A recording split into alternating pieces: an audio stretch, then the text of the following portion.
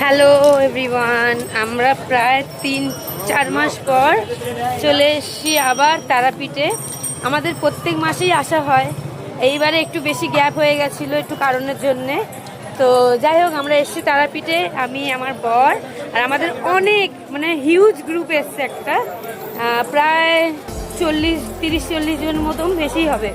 তো যাই হোক, সবাই ছিটকে ছাটকে আছে, একসাথে পুজো দিতে যাইনি। তো এখন যাচ্ছি আমরা মন্দিরে পুজো দিতে, ফ্রেশ হয়ে রেডি হয়ে চলে এসেছি। আমরা ঠিক 1:30টার পরেই যাই রেডি হয়ে পুজো দিতে। তো মন্দিরের ভেতরে গিয়ে মাকে তোমাদের দর্শন করাচ্ছি, তোমরা দর্শন করে নিও। একদম এসে গেছি মন্দিরের সামনে, প্রবেশ করছি। মালা নিয়ে নিয়েছি মায়ের জন্য আমি আর আমার বর, দেখাচ্ছি নিজের রোহানের মালাটা। এখানে আমি বসে ভোগ খাচ্ছি। প্রচুর ভিড়, আজকে সানডে, প্রচুর ভিড়। আর এই যে আমাদের ডালা রোহান নিয়ে যাচ্ছে। একদম চলে এসেছি মায়ের মন্দিরের সামনে।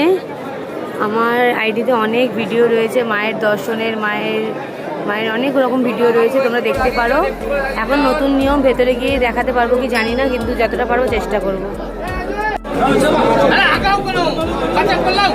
আমাদের ভালো করে পুজো দেওয়া সম্পূর্ণ। এই যে আমাদের প্রসাদ, খুব ভালো করে পুজো দিয়েছি। এবার যাচ্ছি হোটেল, রেস্ট করবো আর খাবো। মন্দিরে পুজো দিয়ে এসে হোটেলে আমরা এই পুচকুটার বার্থডে সেলিব্রেট করছিলাম। এই ছোটোটার বার্থডে ছিল, বড় দাদা ছোট দাদা মিলে ভাই মিলে দুজনে মিলে কেক কাটিং করলো। আমরা ভীষণ আনন্দ করেছি সেদিনটা। আমরা সেদিনকেই ঢুকেছিলাম, সানডে ছিল, সানডেতে ওর বার্থডেটাও পড়ে গেছিলো। তো আমরা সানডে তারাপীঠে থেকে সারাদিন মজা করে, খুব আনন্দ করে মাকে পুজো দিয়ে খুব আনন্দ করেছি। কেক কাটিংয়ের পর রোহান কি কখনো বুড়োদাকে ছাড়ে? তোমরা আমার আগের অনেক ভিডিওতে দেখেছো বুড়োদার পেছনে কীরকমভাবে রোহান পড়ে থাকে। তো এখনও তাই সেম, দেখো ওই পুচকুটাও ছাড়ছে না, ও বুড়োদার পেছনে গিয়ে লাগবে বলে দেখো গিয়ে স্প্রে করছে।